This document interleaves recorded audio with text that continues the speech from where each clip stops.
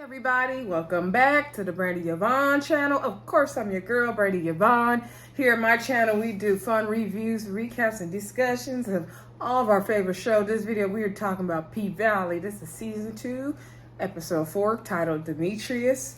Before we get into it, please click that thumbs up button if you liked the video. You liking P-Valley, you liking my reviews, comment, share, and of course, please do subscribe, y'all. Please give the Brandy Yvonne channel some love over here, y'all. I do apologize for the video being late. Y'all know I'm catching up. Had something to do over the weekend, so it is what it is. Here we go. I'm still debating on doing the College Hill reality version. The show's funny, the first episode I watched. And I'm still question mark on the Shy, and I will let y'all know if I decide to do those 2 reviews. And we'll see how it goes. Okay, so there was a lot happening in P-Valley. Okay, I almost questioned, was I going to even do this review? It was just stressful. P-Valley had me stressful.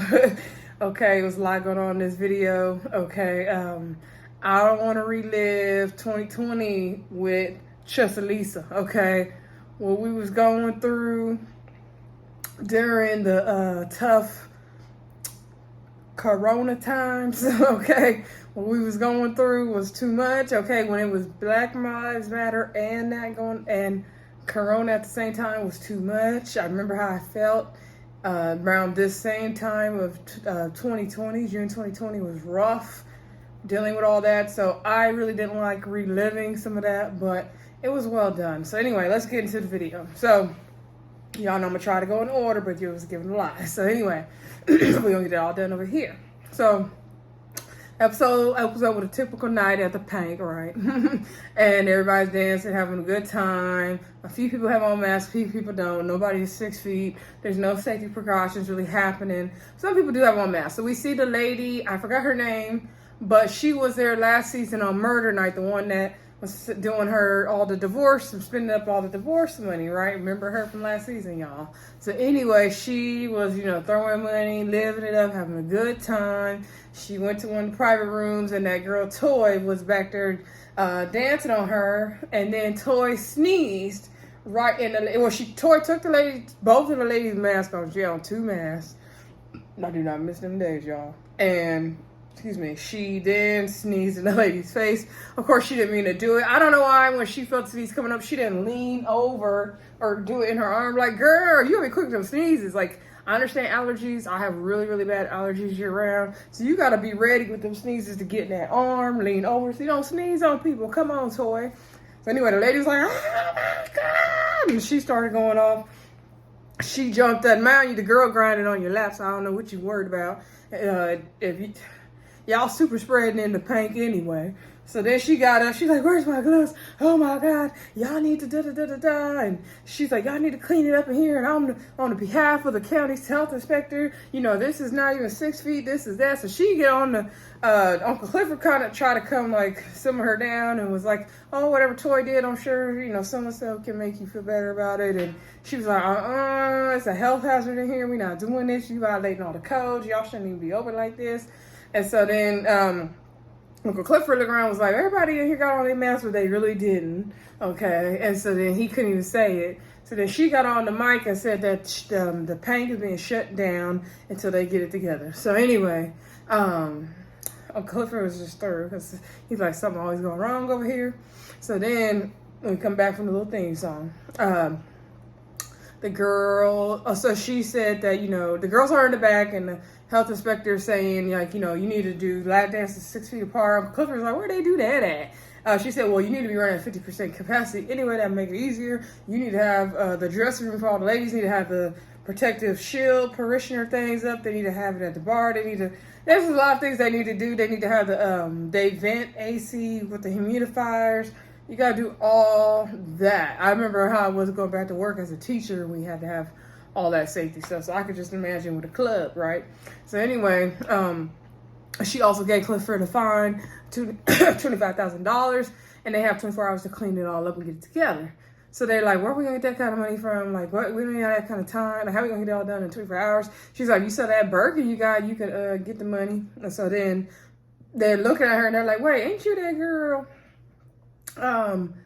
that spent all her the retirement money. She was there on you was there on murder night, and she was like, and you she left your husband and got with his mom or something like that. Yeah, she got with the husband's mom or something. And so they took her mask off, and they're like, "That was you." And then she's like, "Oh my God, no!" And then she's like, "Okay, I'll take it down to 11,000." I'm like, Lord. I'm like, and then like she was just sitting there having a good time, and then she flipped out like, "Girl, how you been a health inspector, but you party in the midst of the code violation?" Anywho, so then Uncle Clifford was just like over it at that point. So then what's her name, Roulette, and said, "Oh, I mean, we couldn't even do our number. We couldn't even do our thing." And Brazil was like, "Girl, like, don't be complaining. Like, I'm gonna stick up for Toy. She really do have allergies." That's what Brazil said. And so then Roulette was like, "Girl, nobody talking to you. Like, don't even like come at me like that." And then Brazil was like, "Anyway, it don't matter. I heard you got multiple streams of income. Everybody been looking for the girl with the dick sucking lips and all this." And so then, I heard you doing other stuff. And so she was like, "What you talking about?" And then so Roulette get up, get in her face. So then the girl's still making fun of her for, basically hoeing. And so you could tell Roulette struck her, of course we know Roulette is doing that. She showed her hand and struck a nerve with her, so it's true. And so, because like, you don't get mad if it's not true, right? That's how I always feel. So anyway, then next thing we know, Brazil and Roulette get to fighting. Roulette is tearing this girl up. She gave her a bloody mouth. Uncle Clifford tried to hold the girls back. They fighting him. He don't know what to do. Big L come in there. He picked Roulette up and take her to the back. So anyway, he offers her a drink of brandy. She said she don't drink dark liquor. He asked her where did she learn that wrestling move. She said she learned it from her brother. And so he laughing at her. She's like, "Ain't nothing funny, man." And so he said she reminds him of his daughter. And so he asked her, did she miss her brother? And so she's like, "I come back here for a therapy session. Like, you gonna fire me? Just fire me." So he's like, "Fire you for what?" She's like, "Fighting in the club." And then he was like, "Well, it seems like I should be firing you for more than that, right?" And so then she like looked a certain way, and then he's like, "I seen you the other night getting out of that car and looking a certain type of way, like, what was you doing?" And she was like, "Well, I saw you and Eminem, with the truck and the goods in the truck, so like, what's up?" And so then he didn't say nothing. He was like dead silent. And then she got up, she's like, "Oh, I see all your silence. You just served me a good old plate of not your business." And she was like, "Oh, I'm gonna serve it back with some jalapenos because I'm a classy bitch."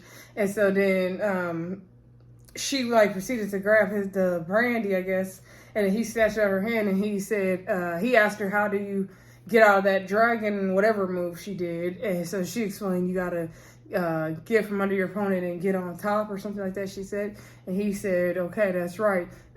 Be a top finesser. You be on top no matter what. Like, you be the finesser, don't be the one getting finessed." So then let's see, then let's go to Mississippi and all them on the murder tour while we're here, right? So Mississippi Lashes debuted. I forgot what city they were in. I think they were in Alabama or Tennessee or something like that. Anyway, and she meets up with Gidget. So Gidget gets with them on a tour. She has her lashes poster at a beauty supply store. The lashes are cute. I wear them, Mississippi. And she doing her promo on Instagram and all that. And then she feels like the picture makes her skin look too light. But the guys at Rome, he was like, "No, it's just the lighting. Like, you good." And Lil Murda's like, "Well, I'm going to get my promo thing." And he was like, they was like, "Nah, you like, they teasing him and stuff." So anyway, on the news we're hearing about, somebody being gunned down by the police in Birmingham. And so, and it's causing a bunch of traffic as well. And so T keeps truly trying to listen to it. He's really getting into the news, and he's really like, it's really taking over his mind. And I remember feeling like that too. So I can relate to how he was feeling with all those news reports about everything going on at the time. So anyway, he was like, "Oh, I wonder what did the guy do? Why, the police got involved?" And so then that's what Rome said. He was like, he must have did something. And Teak was got in his face like, why did he have to do something? And so then they kind of like act like they was gonna get into it, but they didn't. They got in the car. When they were in the car, they heard a song. The news was playing, but then she turned the radio and the song was playing. And so the song ended up being the guy that was working with Lil Murda before. I can't think of his name. Anyway, he's blowing up. Remember, we saw he was working with Megan Thee Stallion episode or two ago. So he had a song on the radio. So Gidget called him and everybody talked to him. And he's like, man, come on, Lil Murda. If you get on this track, you could be on the radio too, blowing up. And so then Lil Murda's manager was like, okay, we're going to get it done tonight. He's like, I needed it by yesterday, but I'll take it tonight. So he said, okay, we're going to get it to you tonight. We're going to get it done. So then Lil Murda was like, Lil Murda seemed like he wasn't really trying to do it, but I don't understand why, but I don't know, maybe I'm missing something. Y'all drop down that in the comments and let me know why Lil Murda is not trying to get on this track. So anyway, later on we see that they ended up getting stuck in traffic, and Birmingham ended up doing a curfew thing because of all the riots and everything happening. They're listening to the radio. They're talking about how it's like the 1960s, and Tika's really trying to listen, and Mississippi ends up telling them to turn the radio up as well, because she was really listening as well. And you can tell her wheels are turning about the white folk, okay? So anyway, they said there's a curfew, and so whatever next spot was on the tour, they were going to go to Club Volcano. They couldn't go anymore, so Rome says, well, we're still going to celebrate. We're going to celebrate my suite tonight and have a kickback. And Gidget being extra, hey, you know, a kickback. I was like, girl, goodbye. I was through with Gidget this whole episode. So anyway, back down to the Pank. We see the next day, Uncle Clifford brings his grandma, his grandma's Aunt Ernestine, to the club. She said, oh, I'm at the Pank. And so he brings some groceries, and Haley, Autumn, whatever she want to be called, asked him, did he get all the, humidifiers and plastic and sanitizers that they were supposed to get to upgrade the club to meet up the code? And he said couldn't find nothing at all. All he got was groceries. So then Big L said, I always got it covered. So then a big truck pulls up, and the white boy pulled up. I don't know his name, y'all. Anyway, the one that always works with Big L. And so he had a bunch of African guys on the truck that was random. And they had all the supplies they needed to fix the club back up and get it up to code so they could reopen. So anyway, then we see Toy come up, and Uncle Clifford was like, Toy, I don't want to talk to you. Like, you didn't already cause enough trouble here. And so then, because, her sneezing is what got everything shut down initially. And so then she was like, no, I brought help, to get the club back, together. So all the girls came basically to work at the club and get it together, and even Diamond. And he said they didn't take him out the Pank text message group, so he coming to help. And they working at the club, getting it ready. And Uncle Clifford's checking Ernestine's blood sugar and getting her something to eat. She's trying to holler at the Africans, but she didn't like his name being Godfrey. So anyway, all the girls are talking about murder night and what happened with Diamond. Diamond did go into the red room, and it kind of triggered him. You could tell he had some anxiety or some kind of emotion about it. And Big L went and got him and told him, we need security like you down at the club. You got to come back to the club. Diamond told Big L, he should try to get out of working at a place like this. So anyway, before I forget, let me get to the scene with Andre. So Andre goes back home to Atlanta randomly. So he's supposed to go back home some days later, but he showed up early. He's like, hey, Brittany, I'm home. Because it's back there, but he hears some noises, right? So then he ran up the stairs, and Brittany is in the bed with another man having sex. She was giving him some head, matter of fact. So he begins to grab on the guy and beat him up, and then the guy's like, I want to keep my clothes, and he shoots the guy away. The guy runs down the stairs, butt naked, y'all. So then he's like, what you doing? You have sex with a man in my bed? And then she gonna say, where's your mask? Like, girl, you wasn't worried about no mask in here? And so he was like, you wasn't having worried about having a mask on when you was sucking his dick? I was hollering, because I was like, girl, you worried about a mask right now. Okay, girl, bye. So she was like, well, he's a doctor, and he was like, no, that's the man your parents always wanted you to marry. That's the Jack to your Jill. So I'm thinking her and her family came from like a more upper, affluent family, and they wanted her to marry someone successful like her because she's a doctor, he's a doctor. And he's like, but no, you wanted to marry gutter, N-word like me, and da-da-da, and you always don't, you remind me, your parents remind me that this isn't my house. And she's like, it's your house too? And he's like, no, it's not. And all this stuff. So he was like, I was coming home to ask you for permission to be Mayor Chuckalisa, but I'm just gonna go back and do it. So then she basically laughed in his face about it, like, what? Like, typical? Like, my father offered you a job to be counsel and his lawyer, and then, no, you want to be the Mayor Chuckalisa? So she basically laughed in his face, and she was over it. Now, Andre, I understand your emotions because you caught your wife in bed with the man. However, you was over there slipping and sliding with Autumn last season, okay? So I don't understand why you're so pressed, okay? Because she got you back good. I just wish she wouldn't have got caught, but it's okay. So I don't know why you so mad, because you were doing the same thing to her. Anyway, sir. So then he ran back to Chuckalisa. He get back down to the paint. He looking sad in the face. Uncle Clifford said, you look like a man who just found out his wife is cheating on him. He said, I am. Clifford passed him the drink, okay? So anyway, then we see the news talking about all the riots and everything going on and how they're going to do the curfew, so everybody in the club get mad. And so Clifford said, Clifford's making food for everybody. And he's like, hey, like, don't worry. You guys, you guys can sleep here. There's plenty of places to sleep in the inn. There's a couch over here, couch in Mercedes' room. Autumn's like, no, you need a labor to go right now. And then Clifford's like, no, because we're not even done doing the work here. And so one of the girls says she's going to go get her baby. Another girl says, Toy, I think, says she had to go do something as well. And so then they're talking about all of the rioting and things like that. And Roulette is staring at the TV, and then she gets really emotional and she runs down into the red room, I believe. And so she's crying. So then the white boy, she called him, and then came in, the one with the truck. And so he, went in to talk to her, and she talks about how 3 years ago her brother was gunned down by the police. He was pulled over due to a broken taillight. They said he had a weapon on him, a gun on him, and she was like, I know he didn't. And so he also suffered from police brutality and was fatally shot. And I'm assuming he was shot. And so she says his name was Demethrius. That's where they got the title of the episode. And so she was crying, and she was saying, I guess she had a tattoo of his name or something on her arm. And she was saying, y'all always get away with this. So, everything going on with this Black Lives Matter is really striking a nerve with her. So anyway, now all this is going down at the paint. Meanwhile, Mercedes, let me get to Mercedes, y'all. So Mercedes, the night the paint got shut down, she was watching the news and then talking to Uncle Clifford saying, why you didn't let me know the paint got shut down? I should have been there.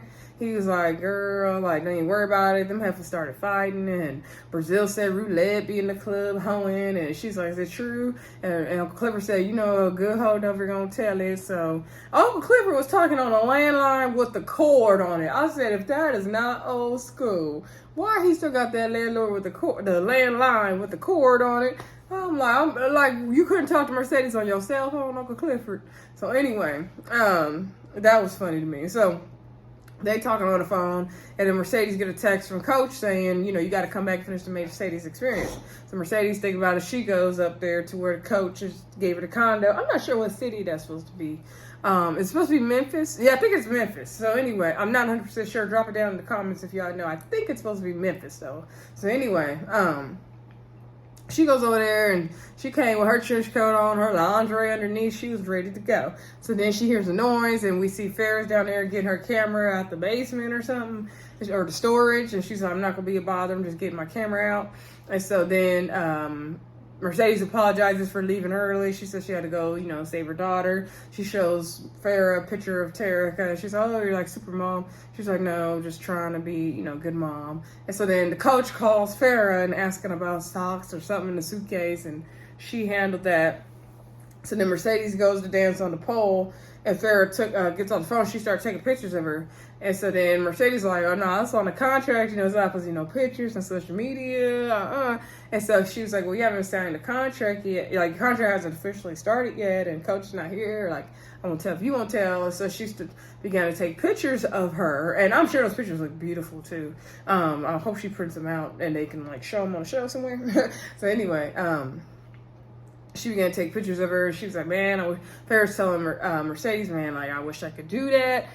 And so then Mercedes was like, you can. And she was like, you gotta take off some of the clothes though. Like, you gotta be able to grip the pole. So she made her take off like her skirt or shorts or whatever she had in her jacket.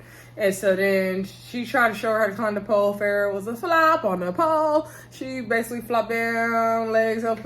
It was a mess. Girl, you're gonna need to practice, Farrah. So then she was like, man, like I told you, it don't work for me. And then she started to twerk because she was like, I'm not good at twerking either. I be trying to move it, but nothing be jiggling. So then Mercedes came up behind her and grabbed her, and in a kind of like an intimate way, was putting her hand and like showing her this is your twerking muscle. And that's true. You gotta find where that twerking muscle is, ladies, in the booty and in like your front, your stomach. It just gotta all work together. But anyway, I know twerking expert though. But anywho, so then Farrah was like, no, it's not gonna work. And then Mercedes like, you gotta just release that muscle, come on. And so then she's like, okay, show me again. And then she showed her, and then Farrah did a little twerk, little something there. See, Mercedes like, see, you got it. And then Farrah got up, she's like, man, I really wanted to hate you, like, and I ended up not hating you. I ended up hating myself. And then she started crying. And then Mercedes is looking like, girl, what's wrong? And then she was like, I'm sorry. I can't believe I'm crying in front of a stripper. That looked like her Mercedes feelings. And she was like, no. And she's like, oh, I'm sorry, girl. I was trying to offend you. She's like, no, you meant it. She's like, it's fine. You should probably just go. Coach will be here any minute anyway. And then she was like, girl, he's not coming. Like, he's flying out of Memphis, not to Memphis. And so she was like, what? And she's like, I was the one that texted you.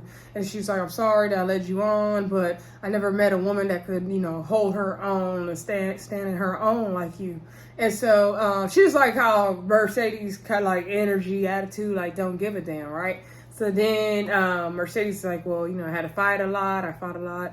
And so then they end up getting closer. Then they start making out. Then they start, doing their thing, taking off clothes, and they had sex. I knew that moment was coming, okay? Because I could tell the way Farrah was looking at her last episode. Y'all, I knew that moment was coming for sure. Okay, we saw that one coming. Now, this other scene, I didn't see coming. So anyway, so everybody got to stay at the paint. Mercedes woke up the next morning. Farrah left her a stack of money on the nightstand. I think that Mercedes felt a certain way about that. Mercedes had told Farrah she could twerk if she get the stick out her ass. That was kind of funny too. So anyway, so Mercedes went to go check on the paint. She's getting all these text messages about her mom because I forgot to mention that her mom is running to be Mayor Chucalissa. And so, everybody's like, Lord, like, here she go. But, she becomes mayor, the pink is going to get shut down probably. So, because you know how she's pastor and all that. So, anyway, so we got the Andre's running for mayor, Mercedes mama was running for mayor, and Corbin, I think, is also running for mayor. So, anyway, or no, his brother is running for mayor. The white boy is running for mayor. Or he's an interim mayor, really. And so, anyway, I'm sure he's running too, right? Speaking of Corbin, let's get to him. Is that his name, the half black, half white one? He went down to the paint and knocked on the door. I think it was the day before. It was that morning before Uncle Clifford came with the groceries and they fixing stuff up. And so he offered her $1 million for the club, and she didn't take it. And he tried to like kind of threaten her. So anyway, that's important information for one of the next scenes. So, okay, so back at the club, everyone's, trying to find somewhere to be. They go into one of the rooms. One of the African guys is in there. He got to use the bathroom. They trying to figure out what he need and do charades. Finally, they figure it out. Uncle Clifford's like, it's behind the DJ booth. The DJ booth, like, he don't understand that, Uncle Clifford, but okay. So then he's like, make yourself at home in here. He tells the girls, and they're like, well, look like somebody already has. And so Uncle Clifford sees Autumn stuff in that room, because remember Autumn been sleeping in the club, right? So then Uncle Clifford's kind of like, okay. So then we see Diamond outside smoking after he had talked to Big L. And we see Big Bone outside smoking next to her motorcycle. So, and y'all know that in real life, they are engaged. Tyler Letley, whatever his last name is, and Miracle Watts, who plays Big Bone, right? So this is cool to see them actually do a scene together. I thought that was really cute. So she's like has a deep Southern accent. And he's like, you know, where'd you learn to ride? She was like, you know, back in deep Texas when I was riding horses. She was, and she's like, you mean ride the motorcycle? Or, and then she did some weird tongue thing. I'm like, girl, you do the most. And he was like, I'm Diamond. And she's like, oh, I know who you are. The way them girls is talking about you in the club. Like, I already know. And she's like, difference between me and them girls. Like, you know, basically, Big Bone, like, she gonna be about it. She gonna get her man Diamond, and they over there just talking about it. So she offered him a helmet. He was like, don't, you know, my head too big. And she's like, oh, I like an Einstein.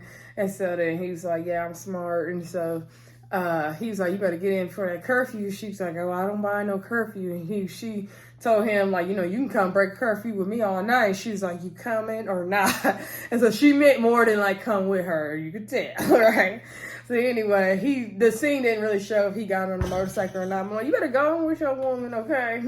So anywho, then we see Autumn.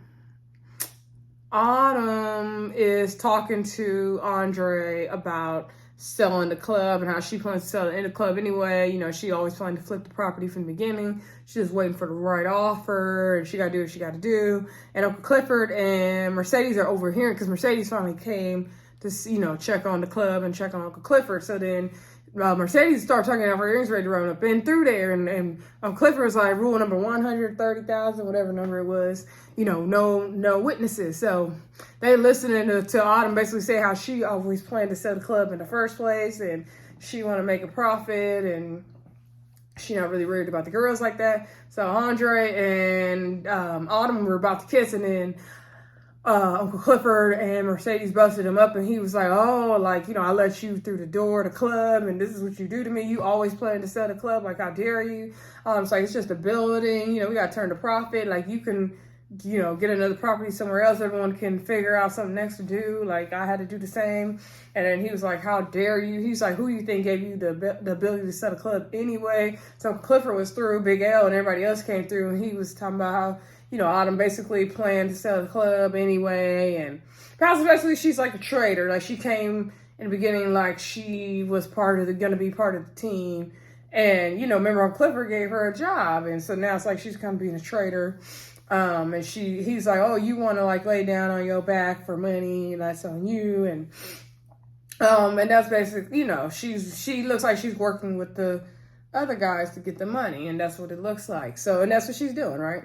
So anyway, Mercedes said, I see why Montavia said that you easy to love, but you even easier to hate. And so, and Clifford said, you don't even have a place to stay. You staying in the back of the club. And then Mercedes like, you told me you was staying with a friend. So Autumn just be lying. I don't get Autumn's angle. I really don't. Like, girl, what you trying to do? She's like, I always was a businesswoman. But like, girl, you don't even have nothing. Like, girl, business for what? Sorry, I'm getting hoarse. So anyway, okay, so that's all the drama happening down at the paint, right? So the next morning, everybody wake up, the health inspector came back. She was like, you know, this sanitizer is, it's not all right. Y'all don't have the stuff together. It's not good. So y'all still need to get the club together. She's like, I hate to do this. Uncle Clifford is like, well, then don't.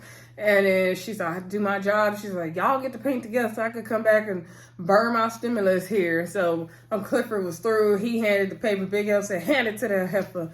So she's just looking. They are through Autumn. Okay. So they still didn't get the club up to code. Okay. So then back on the Dirty Dozens tour, right? Everybody's back in the suite, and Teak is still really, really into the news, what's going on. They smoking, you know, Gidget being extra. They decide to do a toast to Mercedes launching her, not Mercedes, I'm sorry, Mississippi's lashes being launched. And so then Rome turned off the TV, so Teak was like, man, I'm watching that. And so Rome was like, oh, did I violate some kind of prison TV rule? And then he was like, no, I'm trying to see what's going on in this world. And so then he was like, I'm trying to, do a toast in my suite. Like, what's your problem? And so then Teak and Rome end up getting to it. They end up fighting. And so then you can tell it's affecting Mississippi. And so then Gidget was like, man, you need to calm down, because Rome is like saying, like, you know, if the man kills somebody, the police had to come, then, you know, my uncle always said, if, you know, this and that. Like, basically he's sounding like one of the cops kind of mentality of people who are against Black Lives Matter. And then EOT was like, what are you, a cop supporter? And so they're having this conflict. They end up kind of fighting and whatever. And so then the white girl ends up getting involved. Gidget, I don't know why she even jumped up and tried to tell anybody to calm down. And so then Tika's like, man, you better get out my face. And then so she's like, what you gonna do? What you gonna do? She's like, get this crazy girl out my face. I don't know why the white girl got in it. I really don't. But anyway, there's a bunch of commotion, altercation. Tika ended up going in his room and just trying to figure out how to cool down and relax.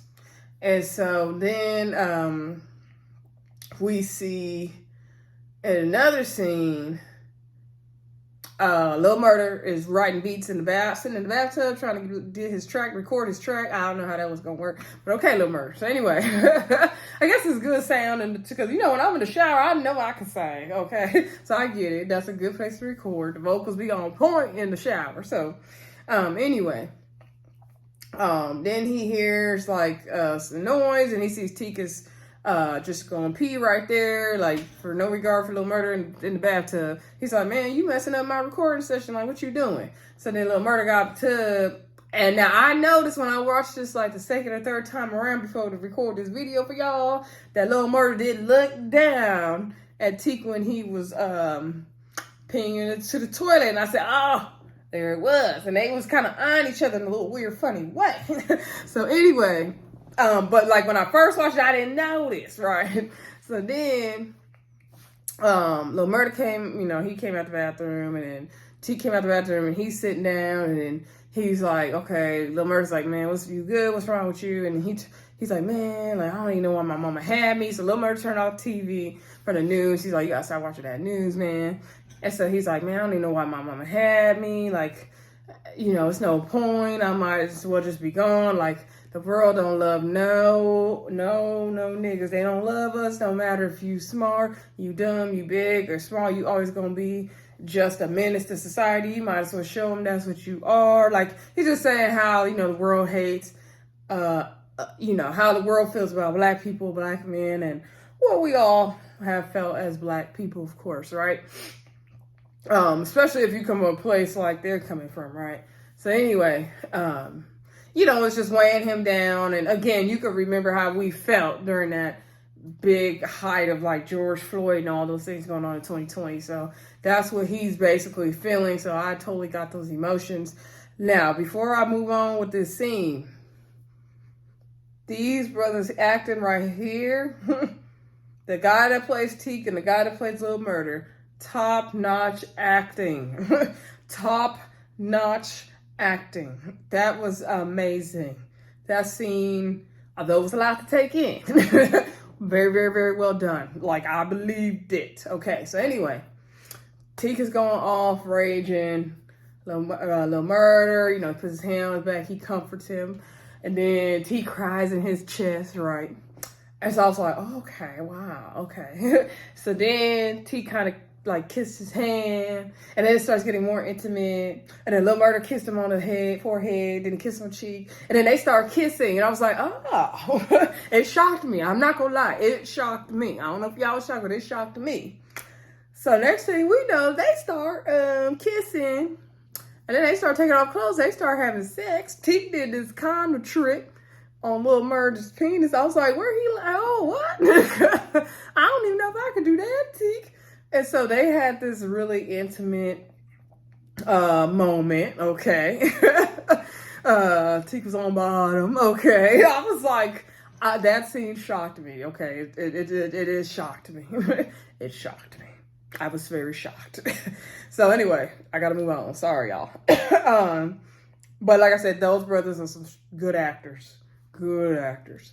So anyway, next morning, we see Lil Murda and Teak wake up, and Teak in the window dressed already.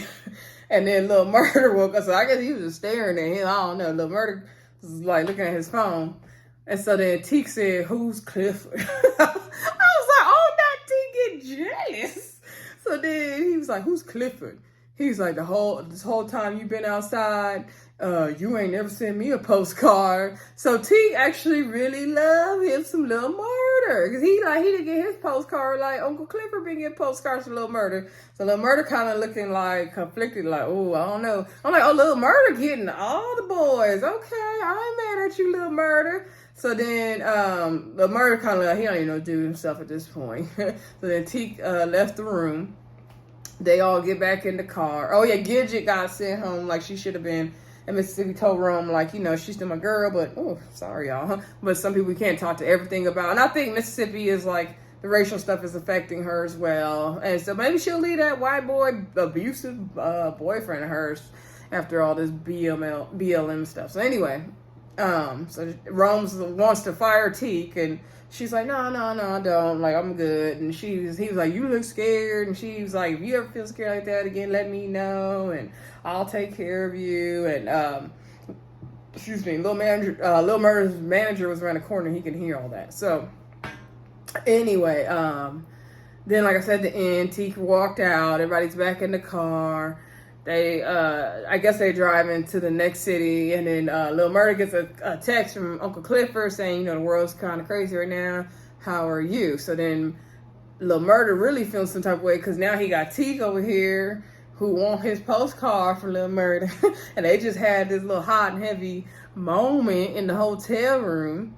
And then he got Uncle Clifford, who he was really loving. So I don't know what Lil Murda gonna do. He in this love triangle. It's a mess. So they drive off, and then we see Andre at the end. He's in his godfather, the mayor who passed away's house, and they're moving everything out, and the wife is mad because basically Andre was left the house by the mayor. She's like, I don't know what could have happened or what you did to get him to, you know, forsake his blood relatives and leave you the house, but here you can keep this piece of crap. So he got out of the house. He called somebody over, I guess it was Corbin, to come over to the his new mayor headquarters, as he is going to run for mayor. Okay, I think that was pretty much it, y'all. I don't think I missed anything. If I did, I apologize. Like I said, this episode of P-Valley was giving a don't hesitate to review for y'all. Please don't forget to do not hesitate to like, comment, subscribe, and share. And I will talk to y'all soon. Bye.